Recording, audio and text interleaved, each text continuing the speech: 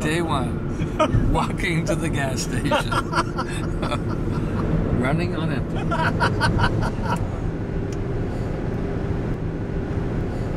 This is a story of Dick, that's me, and Jack, that's him, and the corn dancer, on a journey from Pittsburgh to the Southwest to promote Dick's reissued novel and take the corn dancer home to the Hopi Indian Reservation. Hey, taking you home.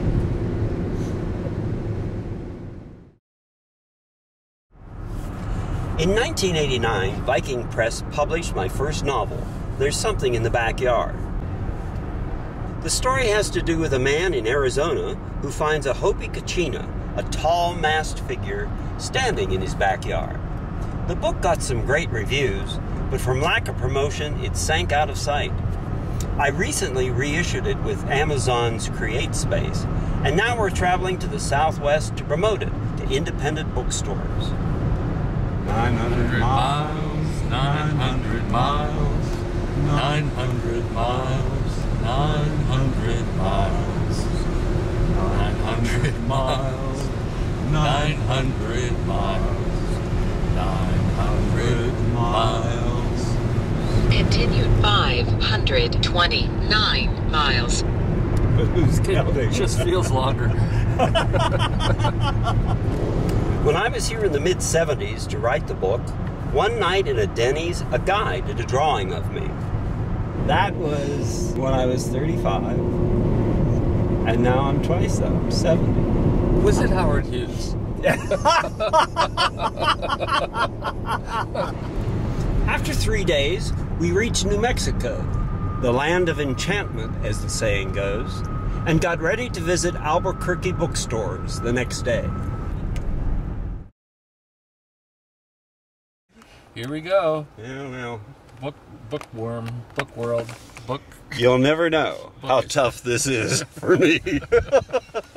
Be brave and then be strong, and you cannot go wrong. If you first be brave and then be strong, you cannot go wrong. Our first attempt was a success. We met a guy named Wyatt who was interested and encouraging. I was brave and strong. Not so dejected, yeah. The second attempt, not so much. The manager was suspicious we were casing the joint, and though it was flattering, it didn't help our cause. But she did take the book. She said she was going to read it herself. I did detect what I thought could be the sound of a paper shredder as we were leaving. I don't know if that's significant. We also left postcards that Jack designed at various tourist spots. Guerrilla marketing.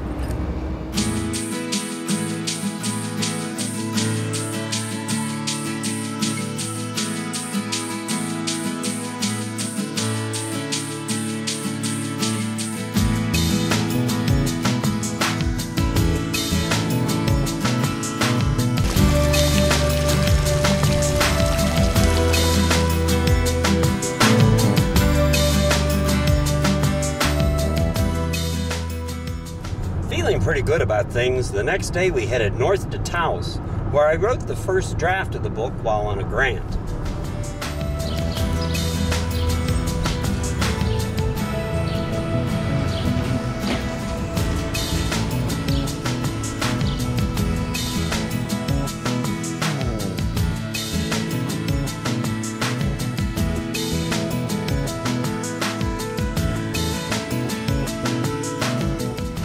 I wrote a book called There's Something in the Backyard. We're here to promote it. Would you be interested in that? Then we doubled back to Santa Fe.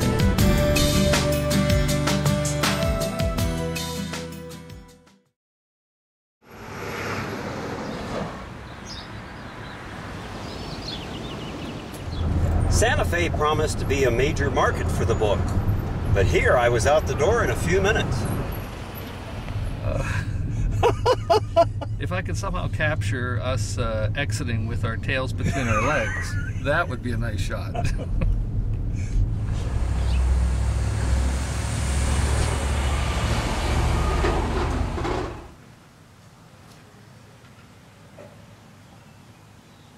These are children's hats. It's not gonna be.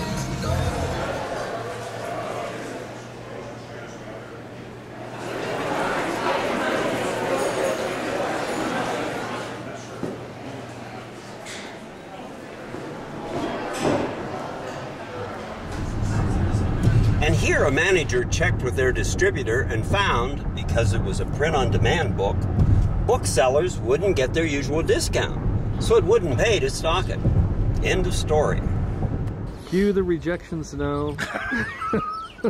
Go. Well, it's snowing now, so our day of rejection is complete. It's turning out to be a good day after all. In the halfway mark of this trip, what have we learned? I think we learned that we probably won't be going to quite as many booksellers. I think that's true.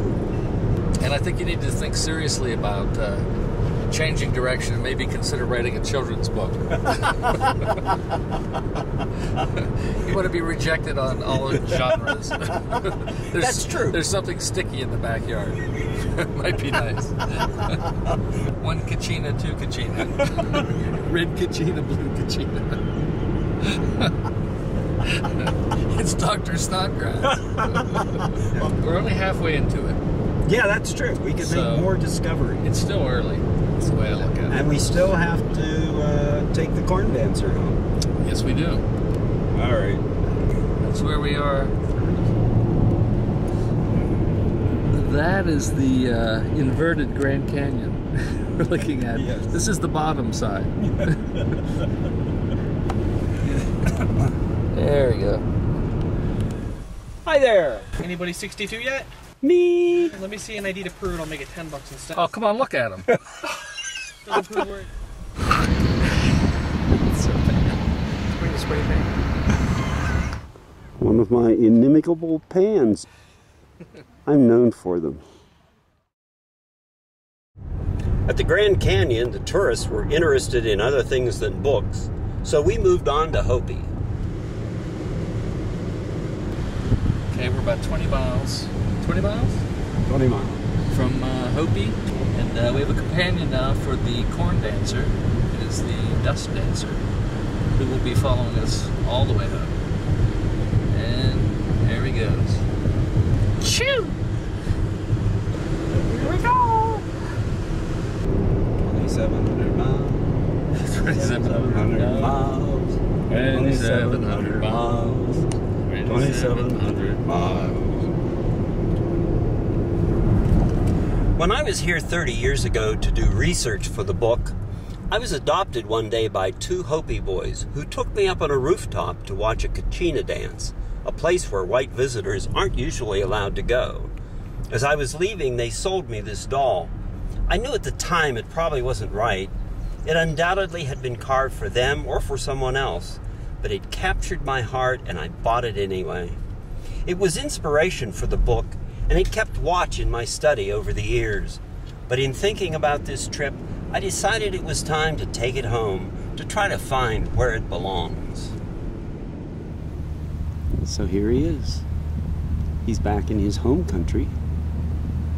This is where he belongs. This is what we came to do. Got some farmland right there. Yeah.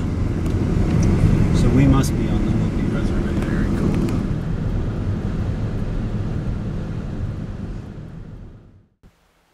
Here we are at the Hopi Cultural Center.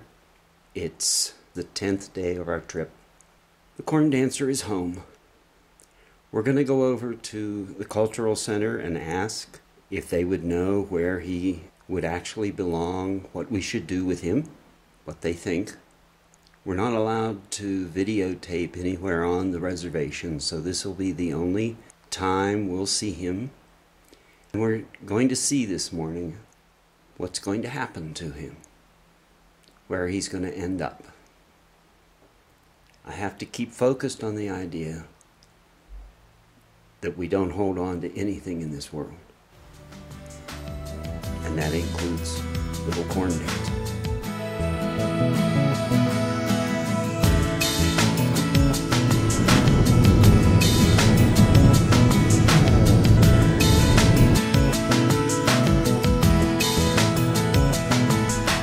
Yes, I'm happy to say the corn dancer is still with us. At the Cultural Center, we met a man who had been a sacred clown who said he had the authority to advise us. He said that however I got the doll, I was the doll's father now, and it was my job to respect, cherish, and take care of it. He said that my experience at the dance and how I got the doll was very rare, so it must have been supposed to happen. And if I was still concerned, as the doll's father, I should ask the doll, what does the doll want?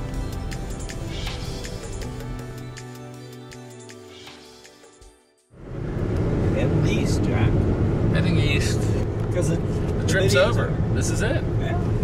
We're just in suspended animation from now till Saturday. Just floating along in our own subconscious. But we're reflecting. Lessons learned. What are the lessons learned? What did I learn? What did I learn? Learned that the corn dancer has always been home. So this was pretty much a wasted trip. I think this could have been solved with a phone call, possibly an email. $3,000 later. Yeah. Each. Not including trinkets. Yes. Yeah, old Corny. He's been home all along. He was trying to tell you. Dad, I know, I'm good. I'm fine. Hey, really? Just leave me. I don't want to go. It's our story. We're Over now. sticking to it.